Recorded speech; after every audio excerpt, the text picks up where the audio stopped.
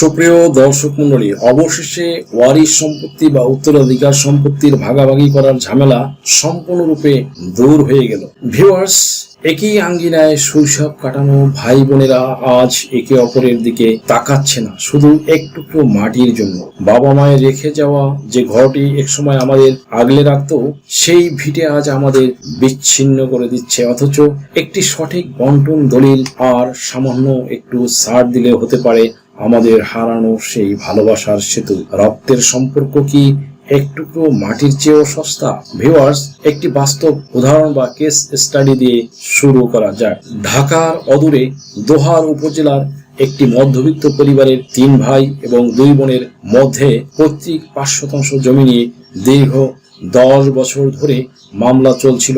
জমির সামনের অংশ রাস্তার পাশের অংশ নিয়ে কেউ ছাড় দিতে রাজি ছিল না। ফলে জমিটি অব্যবহৃত পড়েছিল এবং ভাই বোনের সম্পর্ক তিক্ততায় পর্যবসিত হয়েছিল। ভিউয়ার্স, ভূমি মালিকদের নিরাপত্তার জন্য ওয়ারিশি সম্পত্তি ঝামেলামুক্ত রাখার জন্য 3টি প্র্যাকটিক্যাল টিপস থাকবে ভিডিওর শেষাংশে। কাজেই ভিডিওটি স্কিপ না করে শেষ পর্যন্ত দেখার জন্য রিকোয়েস্ট করছি চ্যানেলটি লাইক, শেয়ার, কমেন্টস এবং সাবস্ক্রাইব করে পাশে থাকা বেল বাটনটি প্রেস করে দিন, যাতে পরবর্তী ভিডিওর নোটিফিকেশনটি খুব সহজেই পেয়ে যান। So let's get started. Viewers, ওয়ারিশ সম্পত্তি বা উত্তরাধিকার সম্পত্তি ভাগাভাগি করার ঝামেলা সম্পূর্ণভাবে দূর হয়ে গেল। এখন থেকে নতুন পদ্ধতিতে এই উত্তরাধিকার সম্পত্তি ভাগাভাগি করার আর কোনো ঝামেলা থাকলো না। বা বাংলাদেশের সব থেকে বড় যে ঝামেলা, সেটা হচ্ছে উত্তরাধিকার সম্পত্তিতে যখন যারা মালিকানা লাভ করে তারা কে কিভাবে কতটুকু ওই সম্পদের মালিকানা পাবে এবং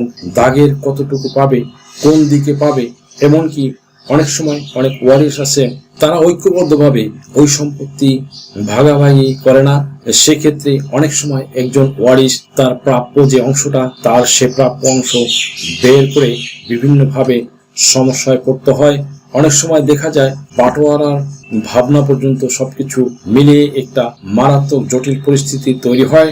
বাংলাদেশের এই ওয়ারিশান সম্পত্তি বা উত্তরাধিকার সম্পত্তিতে এখনো দেখা যায় যে অনেক ব্যক্তি আছে, তারা উত্তরাধিকার সম্পত্তির পুরনো মালিক এবং সেই মালিকানা লাভ করার পরে ওই ব্যক্তি হয়তো তার যে অংশটা ছিল, প্রাপ্য অংশটা ছিল, সেই জমিটা সে একজনের কাছে বিক্রি করে দিয়েছে।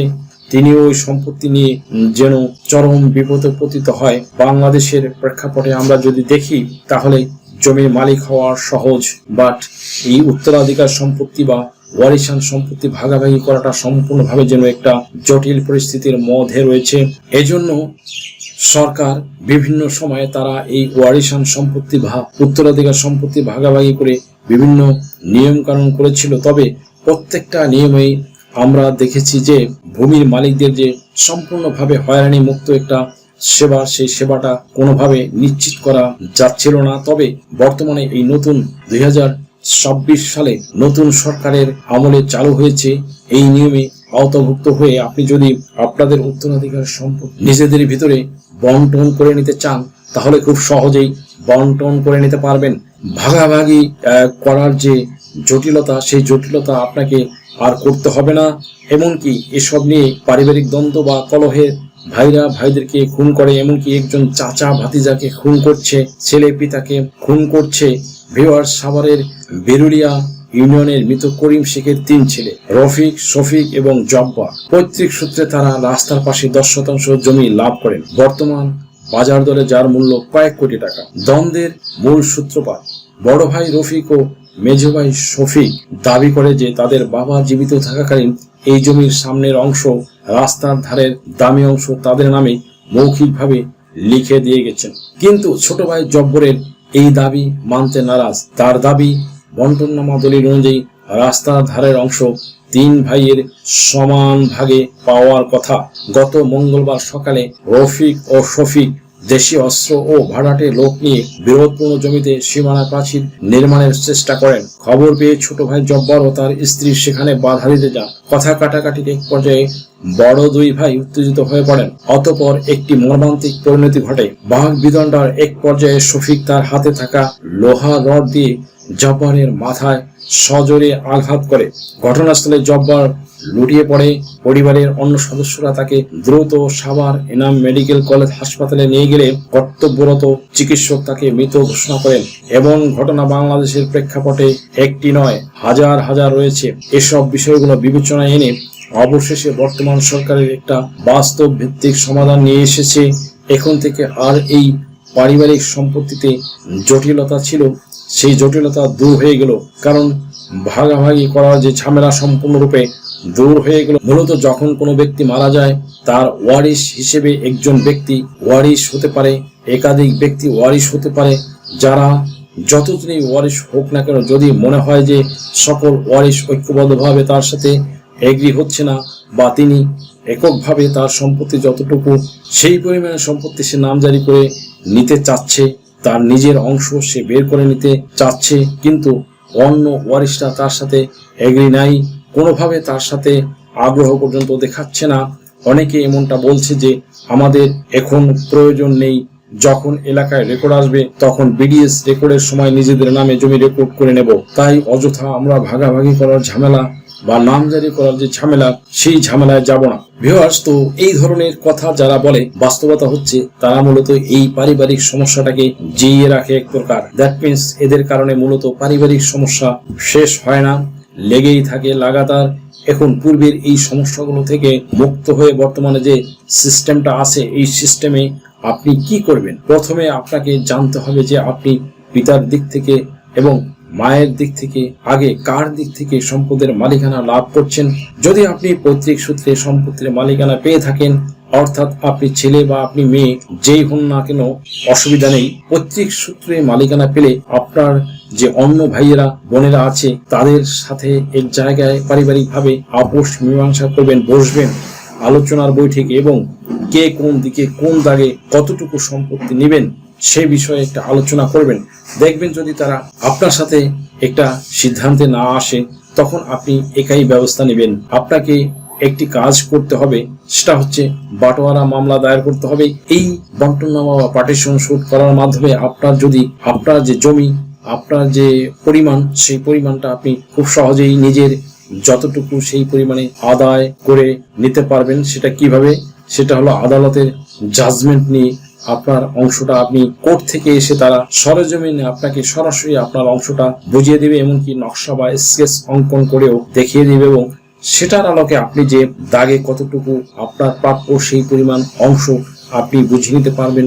অনেকেই বিষয়টিকে গুরুত্ব দেয় না, মনে করে যে হয়তো অনেক টাকা খরচ হবে, দীর্ঘদিন মামলার যে ঝামেলা সেটা হয়তো পোহাতে হবে। কিন্তু বাস্তবতা হচ্ছে আপনার খুব একটা বাড়তি টাকা খরচ হবে না, এবং মামলাও আপনাকে দীর্ঘদিন টেনে নিয়ে যেতে হবে না। আপনি অল্প কিছুদিনের ভিতরে খুব সহজেই এই মামলা নিষ্পত্তি করে আপনার যে প্রাপ্য অংশ, সেই প্রাপ্য অংশটা আপনি উদ্ধার করে নিতে পারবেন। সাধারণত উত্তরাধিকার সম্পত্তিতে ভাগাভাগির ক্ষেত্রে যখন পুত্র কন্যাদের ভিতরে সম্পত্তি বন্টিত হয়, ভাইয়েরা বোনদেরকে বঞ্চিত করে একটা কৌশল অবলম্বন করে। তারা মূলত একটা ইমোশনালি ব্ল্যাকমেইলিং করে এভাবে বলে যে যেহেতু জমি আমাদের ভিতরে আছে, আমরা চাষাবাদ করি, যখন তোমাদের প্রয়োজন হবে তখন তোমরা তোমাদের সম্পত্তি বের করে নিয়ে নিও। এই যে এভাবে একটা কথা সান্ত্বনা দিয়ে থাকে, এবং বোনরা কিন্তু সন্তুষ্ট হয়ে যায় এবং দীর্ঘদিন তাদের ভাইদের অধীনে সম্পত্তি রয়ে যায়। কিন্তু যখনই কোনো কারণে বোনদের চিকিৎসার বা অন্য কোনো সমস্যার কারণে টাকা প্রয়োজন হয়, তখন দেখা যায় ভাইদের আসল চেহারাটা বের হয়ে আসে, তাদের আসল রূপ। ভিউয়ার্স, এই ভাইয়েরা তখন উল্লেখ করে যে তোমাদের সম্পত্তি আমরা ক্রয় করে নিতে চাই, তোমাদের জমির মূল্য আছে 10 লক্ষ টাকা, আমরা তোমাকে 5 লক্ষ টাকা দিচ্ছি, এই টাকা নিয়ে তোমরা তোমাদের সম্পত্তি আমাদের নামে রেজিস্ট্রেশন করে দাও। এখানেই কিন্তু সাংঘাতিকভাবে ভাইয়েরা বোনদের সাথে একটা প্রতারণার আশ্রয় নিচ্ছে। বন্ধুরা, সেই সকল ভাইদের উদ্দেশ্যে বলছি, আপনি দাড়ি রাখেন, টুপি রাখেন, পাজামা পাঞ্জাবি পরেন, 5 ওয়াক্ত নামাজ পড়েন, হজ পালন করেন, সমাজের একজন পরহেজগার ব্যক্তি নামে খ্যাত, আপনি জাকাত প্রদানকারী ব্যক্তি, কিন্তু বোনদের হক নষ্ট করে খাচ্ছেন কিংবা শরীক ফাঁকি দিচ্ছেন। ভাই হয়ে বোনদের ন্যায্যতা যদি সঠিকভাবে বুঝিয়ে না দিয়ে থাকেন, তাহলে বঞ্চিত করে থাকেন, তাহলে আপনার এই ইবাদত বন্দেগী সব জলে যাবে। আপনাকে বুঝতে হবে এটা পবিত্র কুরআনের মহান আল্লাহ পাক সূরা নিসার 11 থেকে 13 নম্বর আয়াতে স্পষ্টভাবে উল্লেখ করে সম্পত্তির অংশীদার এবং কতটুকু অংশীদার সেটা উল্লেখ করে দেওয়া হয়েছে। আপনি কি করে আপনার বোনকে এটা বলতে পারেন যে 10 লক্ষ টাকা তোমার সম্পত্তির মূল্য, 5 লক্ষ টাকা আমরা দেব? এটা আপনার বলার কোনো অধিকার নেই। তাহলে আপনি কোরআনের আইন লঙ্ঘন করলেন। আপনি এটা বলতে পারেন যে তোমাদের সম্পত্তির বাজার দর অনুযায়ী 10 লক্ষ টাকা হয়, তোমরা দেখো আমাদের থেকে কত নেবে, আমরা তোমাদের সম্পত্তির মূল্যমান অনুযায়ী যদি আমরা নিতে পারি তাহলে আমরা নেব, না হলে তোমরা বাইরে বিক্রি করে দাও। এখনো পরিস্থিতিতে এবার আপনার বোনেরা দেখবে না যদি 10 লক্ষ টাকা আমার জমির মূল্য, তাহলে আমার ভাইরা যদি 5 লক্ষ, 6 লক্ষ, 7 লক্ষ হোয়াটএভার ইট ইজ যাই দেয়, তাহলে আমরা ভাইদেরকে দেব, বাইরে দেব না। শতভাগ আপনার কাছ থেকে টাকা দাবি করবে না। বোনরা সাধারণত এমন খুব কম হয়, বোনরা সবসময় ভাইদের প্রতি সিম্প্যাথি দেখায়, কিন্তু কোনোভাবে বোনদের এমন কোনো কৌশলে ফেলবেন না যে তাকে বাধ্য করা হচ্ছে এবং শেষ পর্যন্ত সে বাধ্য হয়ে আপনাকে সম্পত্তি দেয় এবং অল্প টাকায় দেয়। তাহলে মনে রাখবেন যে আপনার ওই বোন সারা জীবন তার অন্তরে এই বিষয়টা কিন্তু একটা কষ্টদায়ক বিষয় হিসেবে থাকবে। সারা জীবন আপনার বোন কষ্ট পাবে। সে নিজে হয়তো মুখ ফুটে কারো কাছে না বললেও ভিতরে ভিতরে কষ্ট পাবে। আর মানুষের মনে কষ্ট দেওয়া সবচেয়ে বড় পাপ, জানেন তো? সুপ্রিয় দর্শক মন্ডলী, মহান আল্লাহ পাক হচ্ছে বিশ্ব ব্রহ্মাণ্ডের সবচেয়ে বড় বিচারক। সেই বিচারকের কাছে কিন্তু সেই বিচার প্রদান করবে, তখন কিন্তু আপনার দুনিয়া ও আখিরাত সবই যাবেন। এই ধরনের ভুল থেকে আপনারা অবশ্যই বের হয়ে আসবেন। আমরা কোনোভাবেই আমাদের বোনদের সাথে এই ধরনের অন্যায় কাজ করব না। আপনারা বোনদের সাথে আলাপ আলোচনার মাধ্যমে আপনারা বোনদের সম্পত্তি সঠিকভাবে বুঝিয়ে দেওয়ার ব্যবস্থা করবেন। আর যদি বোনরা আপোষের ভিত্তিতে আপনাদের কাছে দিয়ে রাখে, কোনো আপত্তি নেই। এখন বোনদের সম্পত্তি 2:1 এই অনুসারে তারা পাবে। পিতামাতার সম্পত্তির সব জায়গায় তারা ইঞ্চি ইঞ্চি পাবে। আপনার পিতার যেখানে যেখানে সম্পত্তি আছে, আপনার ওই বোন ঠিক আপনার মতনই সম্পত্তি পাবে। আবার অনেক ভাইয়েরা আছে, এক ভাই আরেক ভাইকে বঞ্চিত করে, ঠকিয়ে অন্য ভাইকে প্রদান করে। এভাবে একজন ভাই অন্য ভাইকে ঠকানোর চেষ্টা করে, এটাও করা যাবে না। এটা করলে মনে রাখবেন যে আপনারা সমস্যাটা জিয়ে রাখলেন, তাতে পরবর্তীতে যে কোনো সময় এই সমস্যা কিন্তু প্রকট আকার ধারণ করবে। শফিক আর জব্বারের ঘটনার করুণ পরিণতির কথা তো ভিডিওর শুরুতে শুনলেনই। তাই মনে রাখতে হবে, উত্তরাধিকার সম্পত্তি বন্টনের ক্ষেত্রে নির্দেশিত যে নিয়ম, সেই নিয়ম ফলো করে আপনারা যদি সম্পদের বন্টন করেন, তাহলে কোনো ধরনের সমস্যায় আপনারা পড়বেন না। সকলে মিলে ঐক্যবদ্ধভাবে আগে এক জায়গায় হবেন। হওয়ার পরে সকলেই সিদ্ধান্ত নেবেন যে আমাদের পিতার সম্পত্তি ছিল, পিতার সম্পত্তি এখন আমরা আমাদের এই পিতার সম্পত্তি নিজেদের নামে নামজারি করে নেব। সরকারি সুবিধা প্রদান করেছে, এমনকি পরিপত্র প্রকাশ করে আপনাদের এই সুবিধাটা দেওয়া হয়েছে। 2025 সালের এপ্রিল মাসেই আইনটা চালু হয়েছিল। এই আইনের বাস্তবায়ন এখনো আছে, হয়তো আপনাদের নলেজে নেই। তাই আপনারা সকল ওয়ারিশ চলে যাবেন একত্রে এসিল্যান্ডের কাছে এবং আবেদন করবেন আপনাদের জমি ওয়ারিশান সম্পত্তি আপনারা নামজারির জন্য আবেদন করবেন। তবে এখানে আপনাদের 3টি ডকুমেন্টস লাগবে।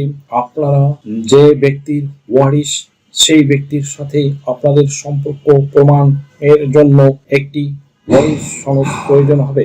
দ্বিতীয়ত, যেই ব্যক্তি আপনার পিতা, তিনি কিভাবে মালিকানা লাভ করেছে, ক্রয় সূত্রে নাকি রেকর্ড সূত্রে? যদি ক্রয় সূত্রে হয়, দলিল খতিয়ান থাকা লাগবে, নামজারি থাকা লাগবে।